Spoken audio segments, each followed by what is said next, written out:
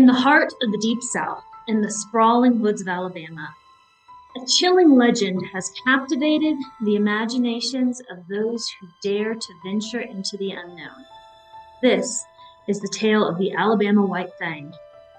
Hi, I'm Ash, your guide through the dark alleys of true crime and the corridors of history. All while we whip up a delicious feast for both the mind and the mouth. So picture this. You're deep in the woods of Alabama, surrounded by dense trees, with nothing but the rustling of leaves, the rushing of water, and the distant sounds of the wild. Here, my friends, where the legend of the Alabama Wild Thang comes to life. But before we get started, just as a reminder, everything I will talk about today is for educational purposes only. Please remember, this channel is not the place to air your grievances, and please be kind. Oh, and the recipes that I'm going to be making today will be in the description box below and at the end of the video.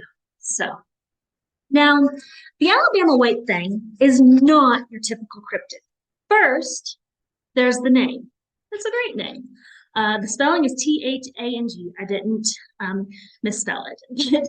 It's been hard to view this video as scary while I've been researching it because I have had Paul Russell's Bothang stuck in my head the whole time, and it's just not scary. I've had my own little karaoke party. You my little Bothang, what you think? You a little too tame. You're shooting my shot like 2K, girl, I know. I'm sorry, I know my singing is scary. But you know what's more scary? Well, depends on who you ask, maybe, is the White Thang. It's been described as a creature with shaggy white fur, glowing red eyes, and razor-sharp fangs. Some say it looks like a monstrous wolf. Others think it's something straight out of a nightmare. Many witnesses describe it as a large, white, man-like creature that walks around on all fours. Others claim that the monster walked upright and was 7 feet tall. The witnesses have also indicated that it stands and walks on 2 legs, but then when it starts to run, it goes down to all fours and it runs on all fours. However, perhaps the strangest and weirdest description of it is that it has the body of a kangaroo, a head of a cat, and it's very tall. That's a weird description. It also has been reported that it has an extremely foul and disgusting odor. The White Thing is said to climb trees and scream at people as they walk underneath. I also thought it was interesting that to date, there's no really descriptive, like in-depth, detailed description of the creature's face. At least none have surfaced that I could find.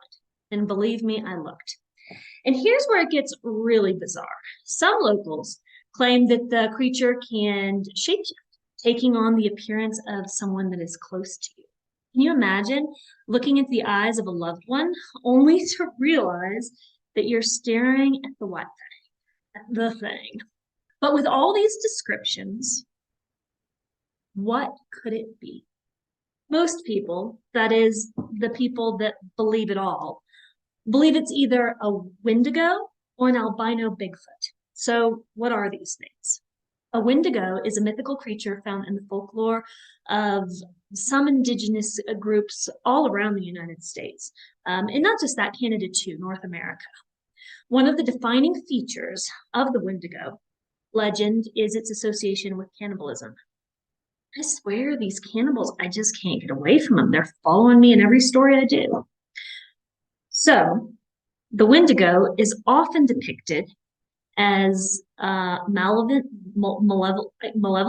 I cannot say words, spiteful or malicious, a spirit creature that possesses individuals and drives them to commit heinous acts of cannibalism. Particularly, though, it's said that they do this during harsh winters in the past when the food would be scarce.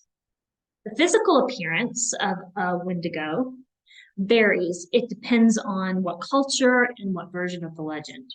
But common descriptions include an emaciated skeletal figure with pale, leathery skin, sunken eyes, and elongated limbs.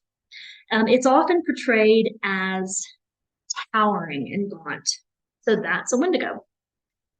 Now, let's talk a little bit about Bigfoot, because the majority of people who've actually seen this creature or have had encounters, they believe that the white thing is just an albino Bigfoot, kind of like a Yeti. The history of the American Bigfoot, often referred to as Sasquatch, is fascinating. It spans generations, centuries, and it has become deeply ingrained in American folklore and popular culture. Before European settlers arrived in North America, indigenous groups had their own legends and stories of large, hairy, humanoid, human-like creatures dwelling in the wilderness. These legends also varied from tribe to tribe, but they often featured similar characteristics of the creature. And it's with them that the name Sasquatch originates, the other term for Bigfoot. The term Sasquatch is believed to have its origins in the Halkomelem language, which is spoken by the Coast Salish people of the Pacific Northwest. That's Washington, like Northern Oregon, Canada, particularly in that region. British Columbia, that's another one. So the word Sasquatch is thought to be a combination of the two Halkomelem words, Siskwook or Suskets. This word is believed to mean wild man or hairy man.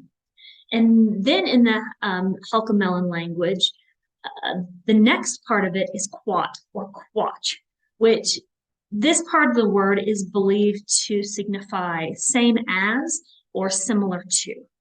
So when they are combined, Sasquatch roughly translates to wild man of the woods or hairy man, similar to something like that. So the indigenous revere him as a protector of the wilderness. But when the European settlers arrived, they began to encounter stories of wild, hairy giants from indigenous tribes in the late 18th century and early 19th century. These accounts were often met with skepticism, and they were considered nothing more than tall tales or legends to scare people off.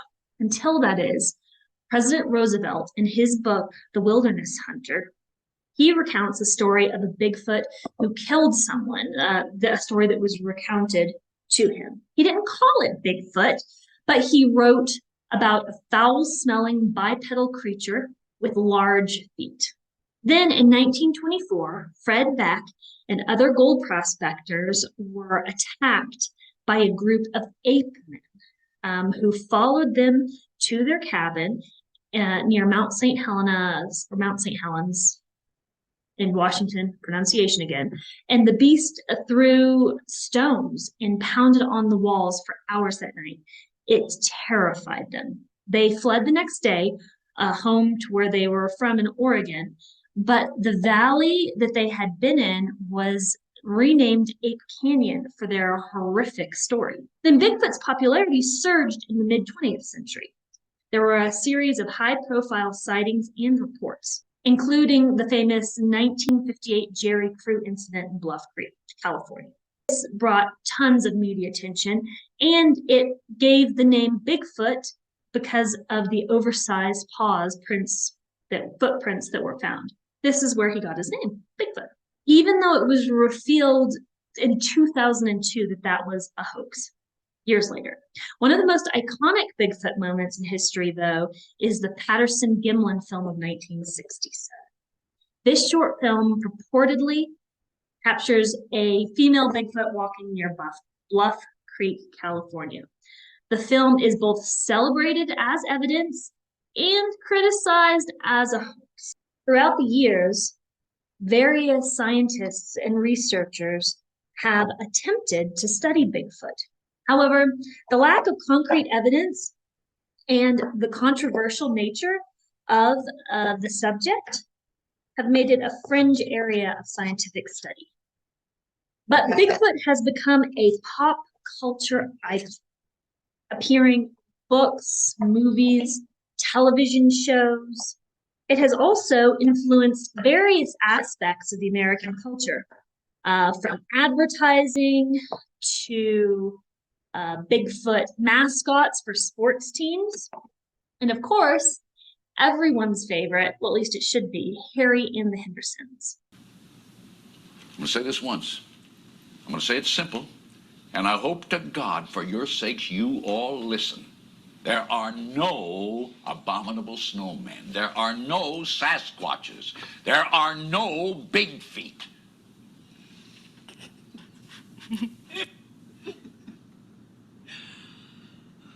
Am I missing something?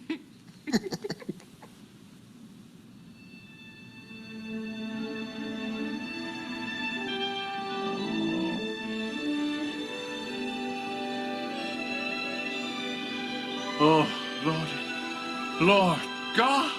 Dr. Wrightwood, say hello to Harry.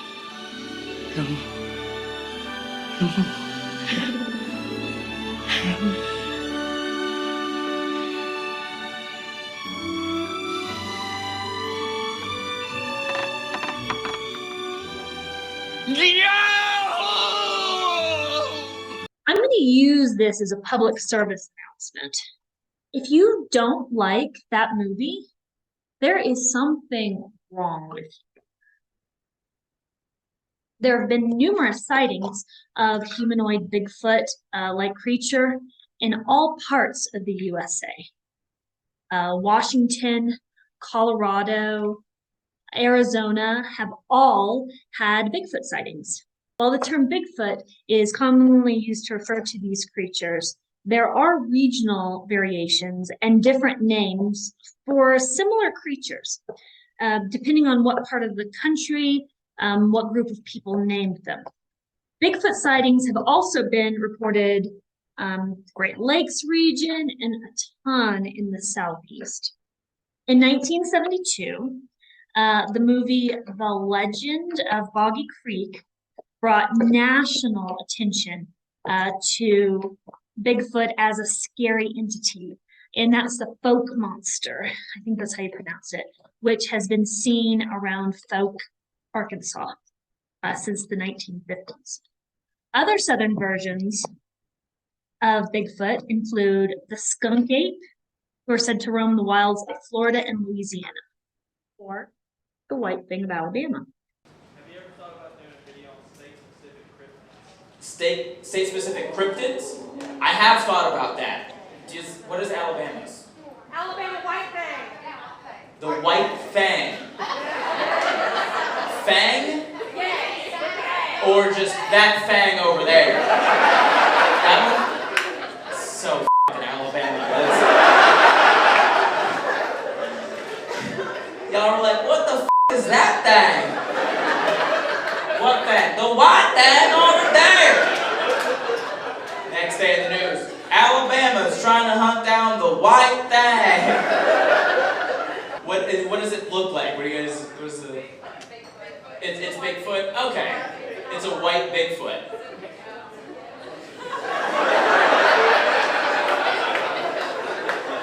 If that ain't a social commentary.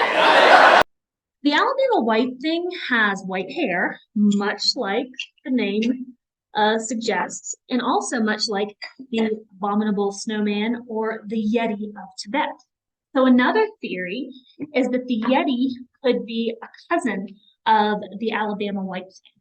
And according to the Alabama Bigfoot Society, a number of different Bigfoot sightings have been reported in Alabama since 2014. But the white thing is primarily rooted in folklore and urban legends. And there are no concrete or photographically documented sightings that would provide irrefutable evidence of the creature. Alabama white thing, the stories of it have been passed down through generations. Not here's the actual accounts, that have been reported. Most sightings of the Alabama white thing occur in a triangle between Morgan, Etowah, and Jefferson counties. In Huntsville, Alabama, a white thing is a term that's used to describe a humanoid figure that is spotted hiding in caves or drainage ditches along Jones Valley, Governor's Drive, and Montesano Mountain. Though the one in Huntsville, it sounds different because it's described as having no eyes or ears. And many of these alleged sightings are anecdotal and lack verifiable details of even like just a second person that's seen. These stories often describe encounters with a mysterious creature resembling a wolf-like or large canine animal with shaggy white fur and glowing red eyes, often in remote forested areas of Alabama. Then there's also the downy booger. He was first reported in the late 1800s. What names these guys have. Good job, Alabama. It's said to be a half human, half animal that was first reported in Winston County, Alabama. Magic City Weekend wrote an article on the white thing that spoke of another report.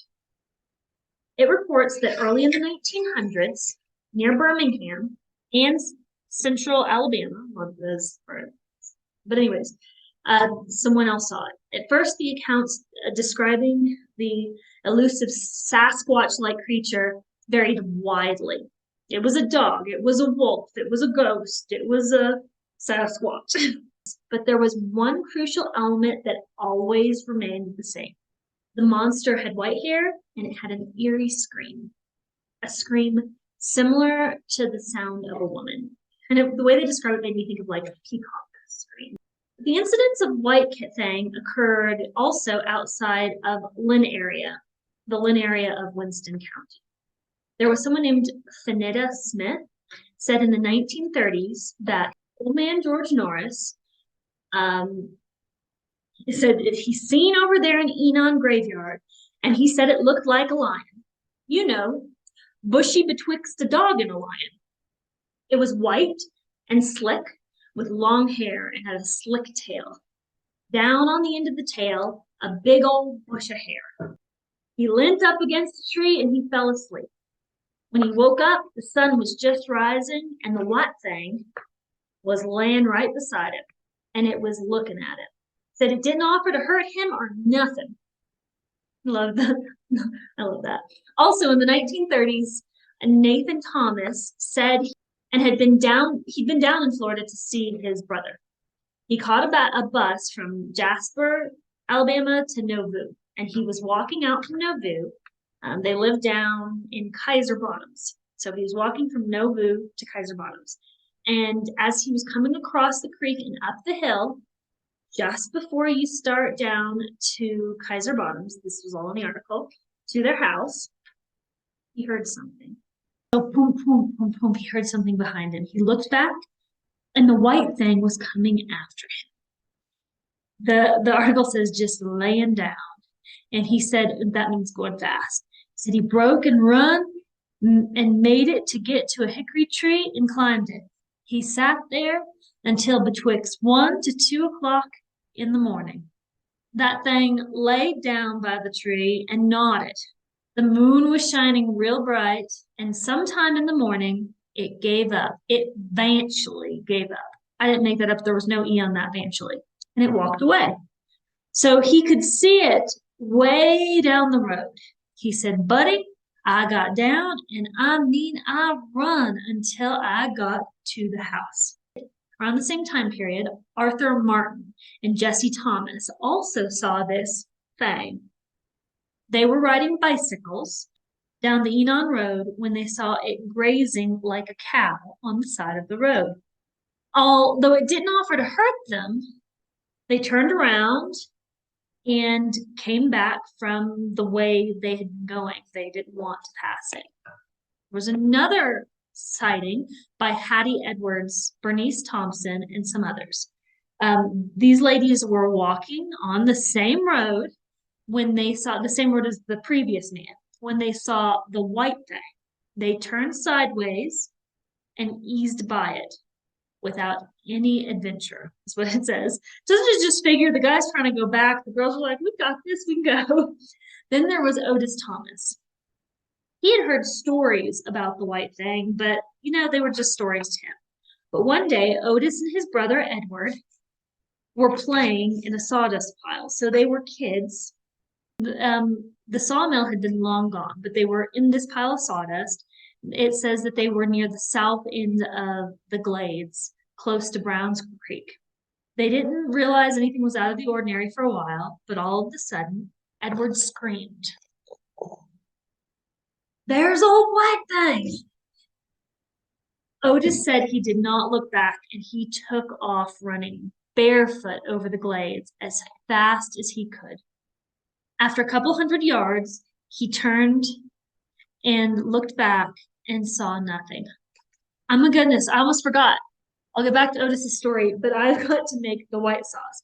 We can't have a white thing without an Alabama white sauce to go with it, right? So let me get that going. Okay, so after a couple hundred yards, he's been running, he's scared, he turns back, there's nothing there, but he was sure it was the white thing. But then as he got older, he convinced himself that it was an old foxhound. So those were those stories until the 1940s.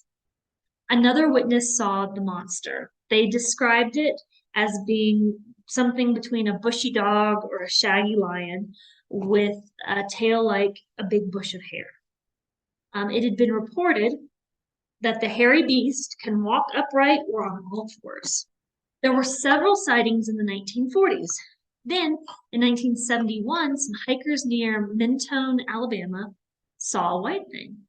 It was watching them from a ridge before it let out a high-pitched scream and ran away.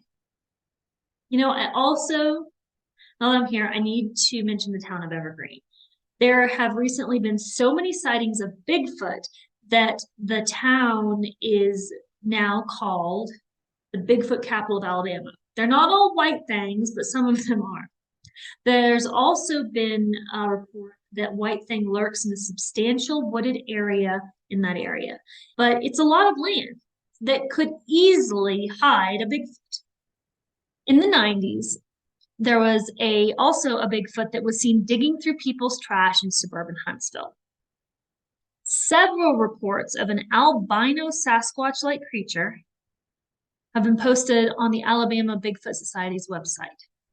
Then on July 15, 2016, witnesses filmed a large man-like creature striding along a ridge, and it was the Woodknock Hollow in Clay County. The video of the snow white figure has been posted on YouTube and several other places.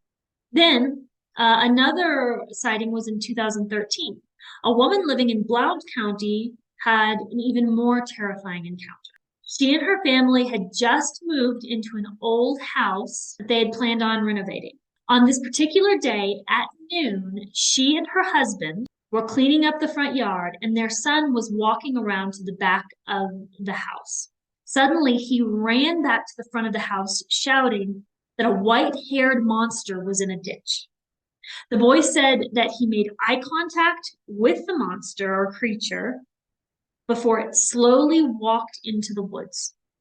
After the frightened boy calmed down, he recalled that the beast's long white hair covered its eyes, concealing its facial features. But there's a lady, she's got a whole family of them living on her place, and she sees them all the time, but she didn't want anybody to know about her because tourists will, they'll come from everywhere down there, and if they go down there and start messing with the Bigfoot folks, she's afraid the Bigfoot folks will start messing with them. But she kind of likes to maintain the peace. I think I've had a couple of sightings. You know that they're out there, and you've heard a lot of stories. You still try to talk yourself out of probably what you saw, or you try to come up with another explanation. At least I do. Even up there where I hunt now, I had no clue till me and Lee Peacock were talking, and there's some guys that lived right down the road up there, less than a mile from where I hunt. I had all kind of experiences, very similar experiences of what we were having up there. So you start putting pieces of the puzzle together, and you're like, okay, something's going on. Here's my thing. I've probably got 100 reports from around here or more, going back to the 70s. and you can throw half of them out. Throw half of them out for mistaken identity. Some people will just flat out lie to you. Throw them out. But what's the odds that all 100 of them are wrong? It's a lie or mistaken identity. To me, the odds of that are slim to none. I'm not the smartest man in the world, but I think a statistician would tell you that's probably, there's something to that. I've interviewed people that's been trying to hunt in a deer stand. They've hunted it for years. They go in there and get in there just one time there, and these things come in there and raise all kinds of cane, ripping trees up and everything else, pushing them out, scaring them out of there. And they're like, man, I'll never hunt that area again. And then I've had hunters tell me these things was charging them, and they would raise their gun at them, and they'd stop and back up, and they'd start ripping trees up and everything. And they're like, as they turn to leave, if they turn their eyes off them, they'd try to charge them again. One interesting aspect of all this is I get a number of calls from time to time from people who want no publicity at all. They'll say, hey, look, this isn't for the newspaper or anything, but I just want you to know this happened. And they'll go on to describe like a classic Bigfoot encounter, or where they'll hear something unusual in the woods. These are, we live in Alabama. People are kind of geared towards being in the outdoors. A lot of people live in rural communities where they pretty much live their entire lives. So when you have someone like that tell you they've heard an unusual noise that they can't explain, that's kind of noteworthy to me. The white thing is not the only Bigfoot reported to be roaming the woods of Alabama, but it is undoubtedly the most distinctive. I need to stop here, though, because while these stories and claims have been shared and sometimes reported in regional folklore, to this day, the legend of the Alabama white thing endures, passed down through generations as a warning to those who dare to wander into the deep woods of the Deep South. So, as I'm standing here telling you about this creepy cryptid, I can't help but wonder, is the Alabama white thing a creature of mystery and terror? Is it just a legend that refuses to fade away? Is it real, or is it just a product of imagination? Or maybe a product of too much white lightning? Could it be an animal? Or could it be something worse? Roaming the hills, watching, waiting. The answer for now remains hidden in the shadows of the Alabama wilderness. Just don't go too far into the woods alone at night. And if you're craving more intriguing tales, please be sure to join me next time for another dark and intriguing journey into the depths of humanity. Until then, stay curious, stay kind, and remember to take care of yourselves. I'll see you soon.